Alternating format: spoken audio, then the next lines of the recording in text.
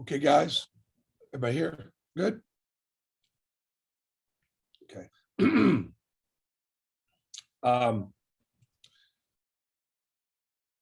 Florida is a team I think that we've beaten the least since I've been at Auburn. We've got 2 wins against them. We beat them at home, and actually the same team beat them twice, and that was the Final Four team. It took a Final Four team to beat Florida since I've been at Auburn. So Billy Donovan early on, and Coach White have done a great job against us, and got us figured out, and they've been really tough to figure out.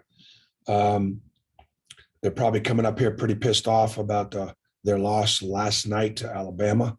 They played really well in the first half, and probably should have had a much larger lead, and played really well. And then Alabama does what Alabama does and played great in the second half.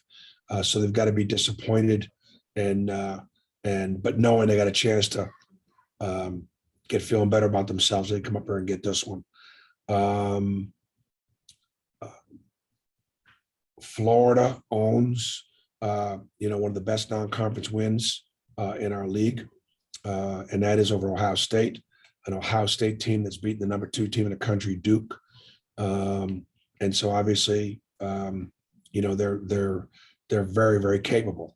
And so, the kid Castleton is first team All SEC preseason. He's not disappointed. He's having a great year, and I think I'll probably remind Dylan Cardwell and Walker Kessler that I don't remember seeing their name on the first team, the second team. If there was a third team, the fourth team, I don't remember those guys' names being on any of those teams. Castleton deserves to be on it, and our guys will have play one of the best centers, and one of the best centers in the league. So Florida is another really good defensive team. They force turnovers, they make it difficult, they press, and so it'll be a great matchup, and it'll be good to get back to playing home after going to South Carolina. Question. We'll get started with a question from Brian Stoltz. Bruce, KD seemed kind of down on himself near the end of the game against South Carolina on the bench. What did you say to him, and what did you kind of say to him to bring up his spirit and after such a rough outing? Well, he was great on the bench when the guys were out there playing well. I thought our bench was fantastic. Their passion, their emotion, they were into the game. He was disappointed in his play in the second half, and he wears his emotions on his sleeve, just like his coach does. Next up is Justin Hokanson.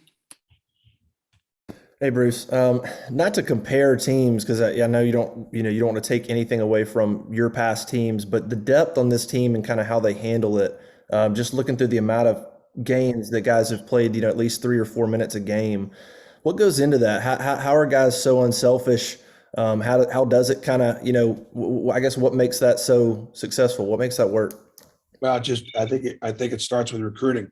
You recruit in the right way, and you don't promise them what you can't deliver. And so nobody's promised a starting position. Nobody's promised minutes. In fact, if anything, we explain the fact that we're one of the few teams in the country that like to play 9, even 10 guys double-digit minutes, that we're going to share. We're going to play hard. We're going to play unselfishly. And I think if the guys are recruited that way and they understand coming in, then you got no complaints. I remember Coach Summit used to say, look, you asked for this. This is what you asked for. You wanted to be a Lady Vol, and this is the way we play. And so I think it starts there. You tell the kids the truth, not necessarily what they need to hear to get them. But you got to give the players all the credit. And I probably should have started off with that. They became friends this summer. They've become best friends this fall. They respect each other. They care about each other. They've competed against one another to try to establish position to the team. And now they know it's time of the year when it's time to not compete against ourselves anymore, but to compete against our opponents. So our depth is our greatest strength. Our kids know that. We will play many other starting fives. We haven't started well. Again, I don't think we started well in either half against South Carolina. And so we got to work on that. A follow up, if I can, Greg, just real quick. Just you mentioned the recruiting aspect. How different is that? I mean, obviously, a lot of these kids now they want to come play. They want to play one and done if they can, but everybody wants to play. How refreshing is it when they hear that from you? Is it kind of like, oh, Well, I think the proof's in the pudding too, in the sense that if you look at, I take Chumo Kiki and I take Isaac Carl as really good examples. They were both, one was taking 16, the other was taking 5. And, they were 13.7 rebound guys, but they were productive. Their shooting percentages were productive. Their 3-point field goal percentage was productive. Their assist turnover ratio was good. They rebounded their position, and they were both elite defenders. Look, you don't need an NBA scout or a general manager is not going to pick up a stat sheet and go, oh, this kid's averaged 20 points and 10 rebounds. He must be good. That's not what they do. All right, guys, remember if you have a question for Coach, to put it in the chat. We'll go to New Bias Wilborn.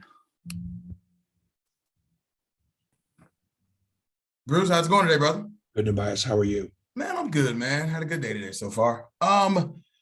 Just I hate to be the health question guy, but just asking where you guys health-wise so far going into practice day, and how you guys feeling about where you're at after the South Carolina win. Yeah, well, I do think it'll be a day-to-day thing, and I'll do the best job I can, given the rules and the regs and the things you can and can't say. Allen won't be available for practice today. We hope to get him back for Saturday. That's definitely a possibility. And other than that, I think we're good to go. All right, I guess we'll go to Justin Ferguson next. Bruce, you mentioned him in your opening, but Castleton for Florida. What stands out to you about his game? Because it seems like he's a dude that does well both on offense and defense for them. Yeah, I think he's one of the top shot blockers in our league. They run a lot of good stuff for him. He draws fouls like crazy. He spreads out. He's really physical, and he provides effort, energy, and confidence, I think, to their team. So, he's a really he's a leading scorer. He's a leading rebounder. He does a terrific job. Florida's old. They're one of I think they're the 13th oldest team in the country. He's got 5 senior starters, either grad transfers or seniors that have transferred. And, so this is a group that's been there, and a group that's done that. Been there and done that. All right, Coach, looks like we'll wrap you up with a question today from Mark Murphy. Yeah, Bruce, could you talk a little bit about Lior? I think he only played 29 minutes last year. He's like 5 times beyond that so far this year. Well, I think a couple things. Lior has played well all summer and fall. So the fact that he's played more is really about consistency of his effort. He's one of the hardest working guys on the team. One of the guys that's in the gym as much as anybody. He's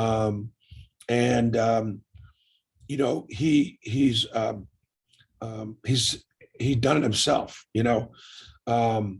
and we obviously have great confidence in him because of his toughness, his physicality. He's a physical defender.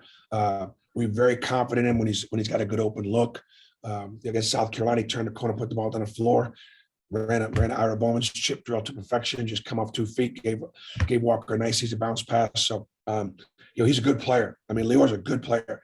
Lior actually has got a great future playing professional basketball because as an American Jew, he has got an opportunity to go anywhere, but Israel would be a very attractive place for Lior to go and play. So I think that's definitely his future. The fact that he's a 4.0 and a great student and a great teammate, all that stuff makes him a huge part of this team. And you saw him out there at St. Louis last 5 minutes of the game, and those guys that were out there in that last 5 minutes, they delivered a huge comeback road win for us. All right, Coach, appreciate it. Okay, guys, thank you.